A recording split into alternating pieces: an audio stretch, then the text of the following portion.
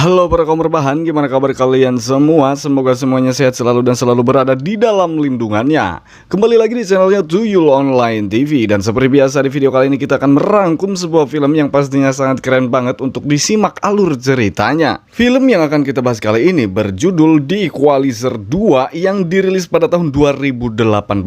Oke, tanpa berlama-lama lagi, mending kita langsung masuk saja ke alur ceritanya. Film dimulai dengan suasana di dalam kereta api. Di sana memperlihatkan seorang pria yang sedang menculik seorang anak kecil yang tidak lain pria itu adalah ayahnya sendiri. Di dalam gerbong kereta tersebut terlihat juga seorang pria tua. Di mana saat si ayah menghampiri pria itu dan mengobrol, pria itu langsung mengatakan tujuannya berada di kereta tersebut. Dia ingin mengambil seorang anak dari ayahnya yang berbuat kasar. Tiba-tiba si ayah pun kaget dan menyuruh anak buahnya untuk menyerang pria tersebut. Saat itu juga pria tersebut memprediksi bahwa dia akan melakukan aksinya dalam waktu kurang dari 10 detik. Dan benar saja, dia berhasil menghajar ketiga anak buah si ayah dalam waktu kurang dari 10 detik.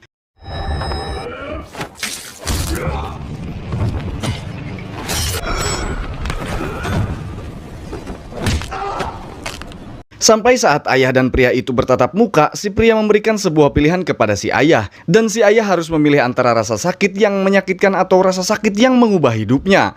Lalu adegan berganti kepada si pria yang sedang berada di dalam mobil. Setelah berhasil mengembalikan si anak itu kepada ibunya, dia kembali menjadi seorang supir taksi. Pria ini bernama Robert Michael. Dia ini sebenarnya seorang mantan agen khusus yang memiliki kemampuan yang mematikan. Namun dia memilih untuk menyembunyikan identitasnya tersebut untuk bisa menjalani hidup yang damai. Di sisi lain, Robert juga tidak ingin jika orang-orang di sekelilingnya mengalami ketidakadilan. Yes, I'm coming. Plates and napkins. Napkins and plates. Adegan berpindah kepada beberapa penjahat yang mendatangi pasangan suami istri. Lalu si penjahat itu langsung menembak si istri di depan suaminya. Si penjahat itu pun langsung menyuruh suaminya untuk memegang pistol dan menembakkannya ke kepalanya sendiri. Di tempat lain kembali ke Robert yang mendapatkan order taksi dari seorang pria kaya, di mana pria kaya itu menitipkan teman wanitanya untuk diantarkan pulang. Namun terlihat wanita itu terluka kesakitan. Robert yang merasa kasihan langsung membawanya ke rumah sakit. Robert yang mengetahui bahwa ada yang tidak beres, dia pun kembali mendatangi apartemen si pria kaya tadi. Kemudian Robert menginterogasi mereka dan meminta kartu identitas dari mereka semua. Namun mereka tidak menggubris dan malah menertawakan Robert. Namun dengan sebuah kartu yang pria itu berikan, Robert berhasil melukai salah satu dari mereka sedangkan yang lainnya dihajar sampai mengalami patah tulang.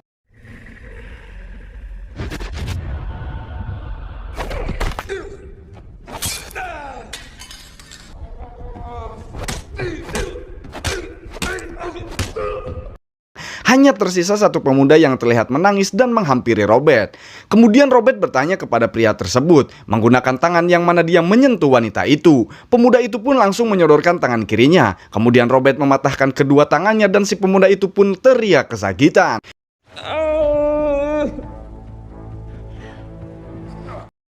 Setelah Robert membereskan masalah tersebut, dia pun langsung pulang ke rumahnya. Terlihat di sana sudah ada Susan, teman lamanya. Setelah mereka berdua ngobrol tentang kehidupannya masing-masing, Susan pun berpamitan untuk segera pulang.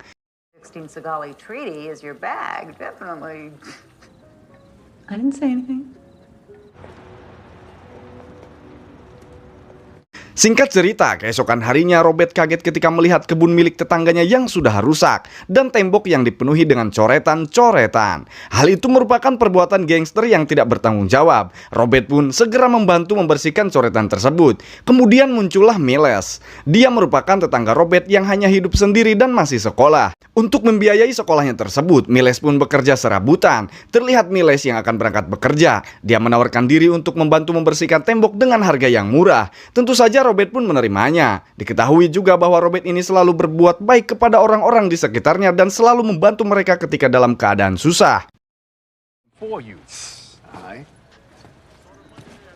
Adegan pun berganti ke rumah Susan. Susan bersama dengan Brian, suami Susan, dan Deb, rekan kerjanya. Mereka sedang membahas satu kasus tentang tewasnya sepasang suami istri lewat video call. Yang ternyata sepasang suami istri itu yang diperlihatkan di awal film tadi adalah orang yang bekerja untuk agensi mereka. Adegan pun berganti lagi di mana Susan dan Deb pergi ke Belgia untuk menyelidiki TKP dan mencari tahu apa penyebab tewasnya sepasang suami istri tersebut. Kemudian penyelidikan pun akan dilanjutkan besok harinya. Susan dan Deb pun memutuskan untuk pergi ke sebuah hotel tempat mereka akan menginap. Saat akan naik lift, terlihat dua orang pemuda yang membawa sebuah tas besar sehingga membuat lift terasa sangat sempit. Sesampainya di lantai kamar mereka berada, Susan pamit kepada Deb dan segera masuk ke kamarnya. Namun tanpa diduga, tiba-tiba kedua pemuda tadi mendorong Susan hingga membuat kepalanya terbentur. Susan pun mencoba melakukan perlawanan kepada mereka. Namun kedua pemuda itu menghajar Susan terus-menerus sampai akhirnya Susan pun dikabarkan meninggoy. Sontak saja hal itu membuat Robert sangat kaget, lalu Robert langsung pergi ke rumah Susan untuk mengucapkan duka cita kepada Brian. Robert pun bertanya kepada Brian tentang kronologi kejadiannya. Sesuai informasi yang didapat dari pihak yang berwajib, Brian mengatakan kepada Robert bahwa itu hanya perampokan biasa yang masih dalam penyelidikan. Robert pun masih tidak mempercayai pernyataan tersebut. Dia selalu memikirkan tentang semua hal yang kemungkinan terjadi kepada Susan. Kemudian dia membawa beberapa barang milik Susan seperti kartu memori dari ponselnya, lalu Robert memindahkan semua data ke laptopnya.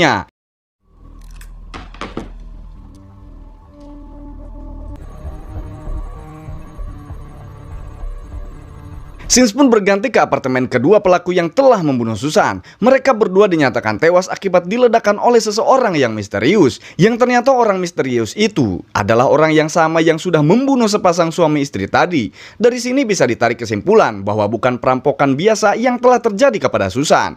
Dan sudah terlihat jelas ini semua memiliki keterlibatan dengan dua pasang suami istri yang bekerja pada agensinya. Lalu Robert mencoba menggunakan data milik Susan untuk meretas sistem dan melihat semua bukti yang ada di kepolisian.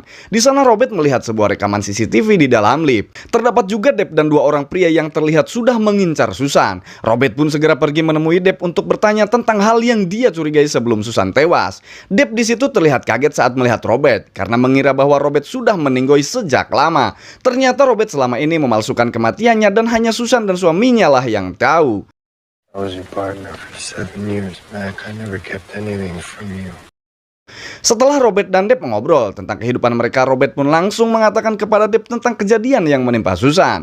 Robert menyebutkan bahwa para pelaku telah mengetahui di mana Susan akan menginap. Jadi menurutnya sudah jelas bahwa itu bukan perampokan biasa. Deb yang mendengar hal itu pun kaget dan dia rela untuk membantu Robert dalam mencari tahu kebenaran kasus dari sahabatnya itu.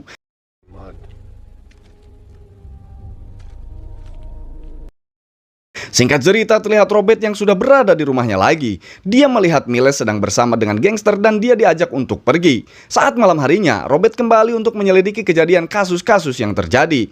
Kali ini dia melakukan simulasi dengan membayangkan ketika dia berada di TKP kasus yang dialami sepasang suami istri tadi. Hal itu Robert lakukan karena merasa adanya keterkaitan antara kejadian Susan dan sepasang suami istri tersebut.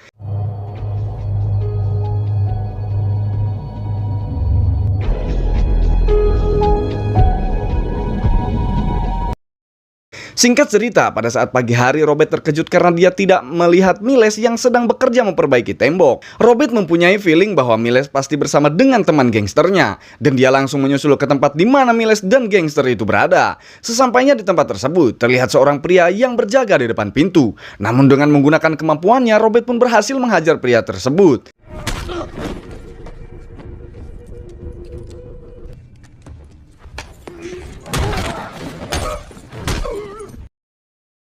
Terlihat juga Miles dan para gangster berada di dalam tempat itu. Di sana Miles terlihat sangat tidak bebas dan penuh paksaan karena Miles diperintahkan malam ini untuk melakukan pembunuhan. Tiba-tiba Robert muncul dan membuat mereka terkejut. Robert memaksa untuk Miles pulang bersama dengannya, namun Miles berontak dan tidak mau pulang. Kemudian Robert mengatakan, jika kamu ingin menjadi seorang pembunuh, coba kau tarik pelatuknya dan tembaklah aku. Namun saat Robert menyuruhnya seperti itu, Miles tidak bisa melakukannya. 5 pounds of pressure, that's all it takes.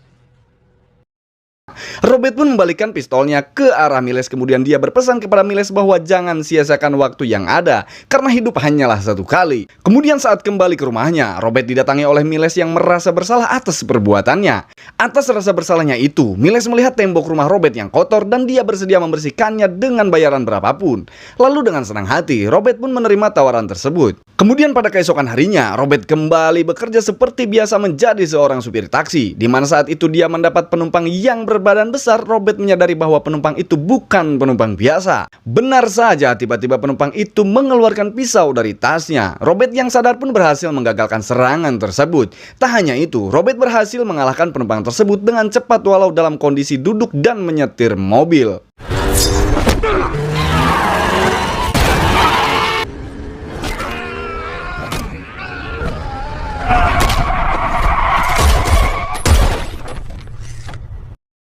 Robert pun mengambil ponsel lalu membakar mobil yang berisi penumpang kejam tadi.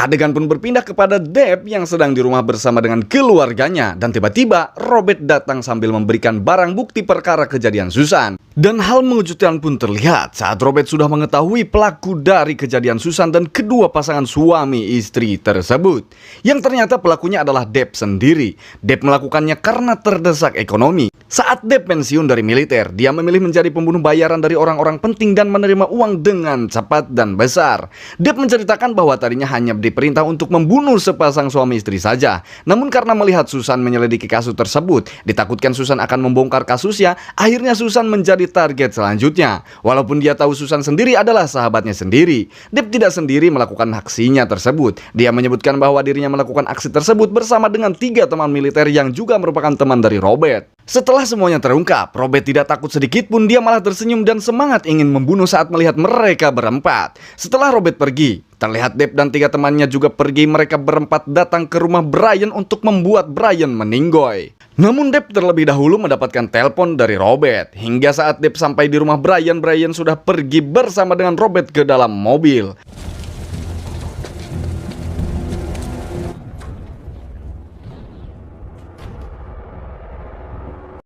Robert membawa Brian ke sebuah hotel untuk mengamankannya. Karena usahanya untuk menghajar Brian gagal, Deb langsung mendatangi rumah Robert. Yang diketahui bahwa di rumah Robert ada Miles yang sedang mengecat tembok, sehingga Robert segera menelpon Miles untuk segera masuk ke ruang rahasia yang terdapat di balik lemari bukunya. Saat Deb berhasil masuk ke kamar Robert, Miles sangat ketakutan saat Deb berdiri di depan cermin 2 arah tempat Miles bersembunyi dan akan menembak cermin tersebut. Robert yang mengetahui Deb dari CCTV di rumahnya pun langsung menelpon Deb untuk mengalihkan perhatiannya dengan menyuruh Deb agar datang ke rumah lama Robert. Hingga pada saat Deb dan 3 orang temannya sudah pergi, dengan perlahan Miles pun keluar dari tempat persembunyiannya. Namun tiba-tiba Deb muncul dan langsung menodongkan pistol ke kepala Miles. Hey, kid. Di tempat lain terlihat Robert yang sudah sampai di rumah lamanya, karena rumahnya di tepi pantai dan sedang terjadi badai besar sehingga membuat penduduk di sana dievakuasi. What do we have here? Tak lama kemudian, datanglah Deb dan teman-temannya. Deb langsung bersiap untuk menyuruh temannya untuk berpencar mencari keberadaan Robert. Di sini mulailah adegan mencekam dan adu tembak. Salah satu teman Deb yang masuk ke sebuah rumah pun berhasil dihantam senjata oleh Robert.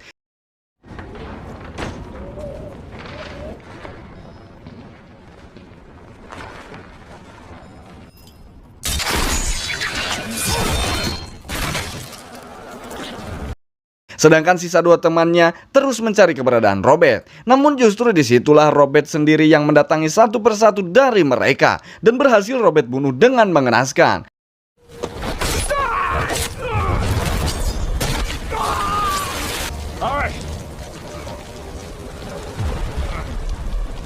Lalu kemudian Robert pun masuk ke salah satu rumah yang berisi bahan kimia yang mudah terbakar. Dan Robert langsung menyebarkan bahan kimia tersebut hingga saat teman Deb yang tersisa melemparkan peledak, dia pun terlempar dan langsung meninggoy seketika.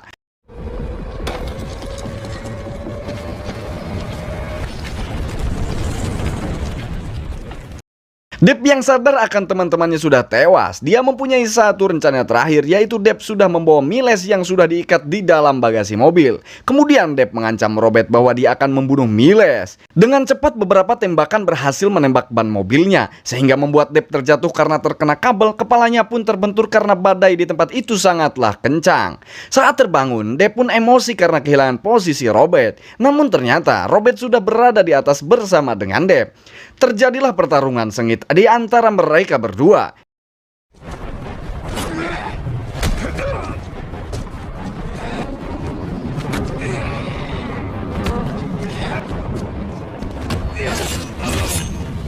Hingga saat Robert menyerang, Deb pun berhasil dikalahkan dan jasadnya dilemparkan ke dalam laut. Setelah semua kegaduhan selesai, Robert mengeluarkan dan melepaskan Miles dari bagasi mobil yang kemudian mereka bersantai terlebih dahulu sambil menunggu badai reda. Sit down.